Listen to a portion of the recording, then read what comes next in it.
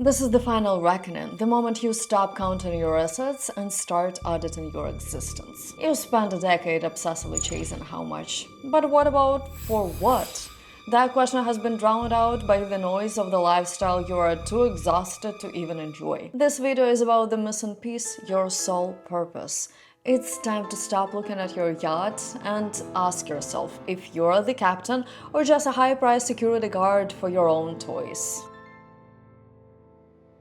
Congratulations, you've successfully curated a life to impress the people you don't even like. You finally bought the car that tells the world you are important, only to realize that the only person who cares is the guy at the car wash looking for a tip. Look around, you're officially part of the elite few who can afford a living room that looks like a museum exhibit where no one allowed to sit down. You spend a fortune on the piece of engineering that can go 200 miles per hour just so you can sit at the same gridlock traffic as a 2012 Corolla. But let's be honest, you don't even like the car. You like the fact that the guy in the next lane doesn't have it. This isn't about the comfort, it's a scoreboard. But here's what they don't tell you. The more you own, the more you are owned. You secured the status and you earned the stairs, but now you're stuck in the cycle of high-priced maintenance. You work in 8 hours a week to pay for a house you only see when you are too exhausted to enjoy it. Now that you're finally sitting in that hand-stitched leather seat, you realize it less feels like a throne and more like a cage. You built the stage, but you forgot to be the actor. You're winning the game and losing yourself, realizing too late that the luxury interior is just a padded cell for one. Now let's talk about the number, that magical amount in your bank account that's supposed to finally let you breathe. You told yourself at 20 that it was 100,000. At 30 you hit it, and suddenly it felt like a pocket change. So you moved the line to 1 million, then 5, then 10. Welcome to the game of enough. In this game, it's always $10,000 more than whatever you currently have. It's a mathematical trap designed to keep you running until your knees give out. You are trading your sleep and your sanity for a scoreboard that resets every Monday morning. We're all animals. Everybody wants to get rich and have other people suck their cock. Everybody wants to win, Tony. And that's the truth of it. Here's the bold truth. Money is a tool, not a personality. If you were born and miserable at 30,000 a year, you're just going to be boring and miserable with a better view at 300,000. Earning big without a purpose is like winning big at the casino where you aren't allowed to leave. You are stacking chips and cheering at the table, but you are still stuck in the room with no windows and no exit. But here is a real betrayal. Your brain is wired to sabotage your satisfaction. It's called dopamine debt. That first big paycheck felt like a drug, but the last one felt like a chore. Your mind built tolerance to your own success. Now if you don't earn more this year than you did last year, you feel like you are dying. You've traded security for a high level of anxiety, realizing that the more you have, the more you have to lose. You've got all the power in the world, but you are still stuck in the driveway, wondering why the view from the top looks exactly like the view from the bottom, just with a higher tax bracket. Picture your own funeral. It's a somber, high-budget affair. The flowers cost more than most people's rent. But as the room goes silent for the eulogy, no one mentions your character, your kindness, or the one time you actually laughed until you cried. Instead, the speaker pulls out a spreadsheet. They talk about your impeccable credit score, your aggressive Q3 earnings, and your really impressive portfolio of mid-sized tech stocks. It's a wake-up call in a casket. He was a visionary, they'll say. He maximized shareholder value and died with a collection of watches he never had the time to wear.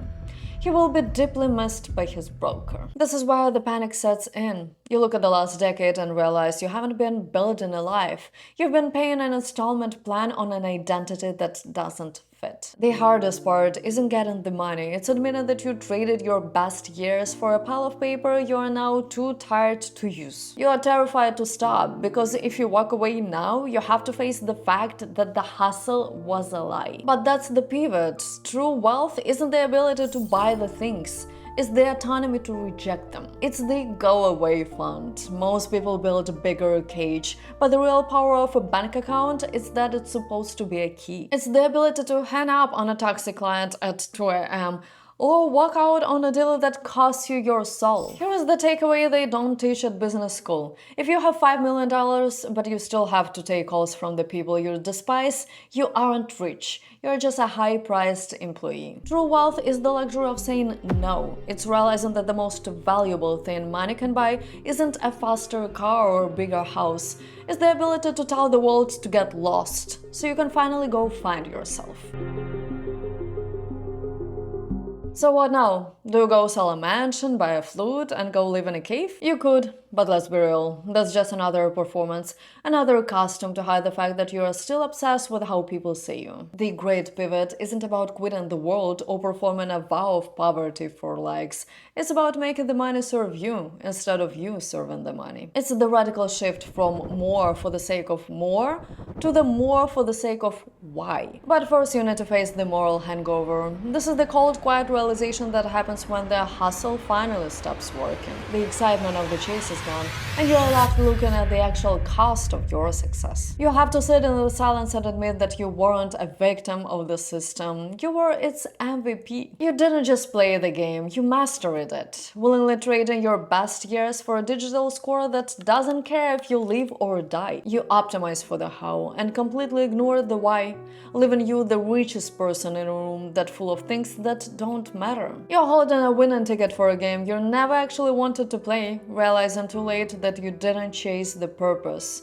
You just chased cash. Now you aren't just looking for a new job, you're looking for a way to buy back your soul. To find your purpose, you have to stop being a stranger to your own soul. You spent a decade being a master on the market while being a total amateur on yourself. Looking inside isn't a soft exercise, it's the hard confrontation with your interests and curiosities that you tried to kill off because they weren't marketable. Audit your resentment. Look at the projects that make you feel like a slave and the people who treat you like a transaction. Your purpose isn't there. Identify your unbuyable zone. What is the one thing you would do even if it cost you money? What is the hill you're willing to die on when the fake friends tell you to play it safe? Listen to the silence. Purpose usually hides in the curiosities you suppressed because they didn't make financial sense. Money without a mission is functionally useless. If your wealth doesn't have a mission, it isn't an asset, it's just a weight. You have to stop treating your life like a business to manage and start treating it like a mission to be fulfilled. True wealth is the ability to walk into the room and know that you are unbuyable. It's the transition from owning high-priced assets to being a high-value human being. You aren't chasing more for a scoreboard, you're accumulating resources that fund a vision that outlasts your credit score. The ultimate flex isn't a high net worth, a faster jet, or a bigger house. The ultimate flex is the money received for a fulfilled purpose. Look at the God who gave you your drive, your intellect, your hunger, and stop asking for more. Instead, ask the only question that carries any weight at the finish line. You gave me the power. Now tell me, what can I build that will actually matter? Finding your mission is just the process of reclaiming your soul from the people you sold it to for a good career. You don't need more resources, you need the guts to use the ones you have to finally do what you were put here for. The how much has been answered, the for what is the conversation that you can no longer avoid. Quit the noise, face the creator, and finally start the work you were actually born to do. It was Mary with you, thanks for sticking with me till the end, and I'll see you in the next one.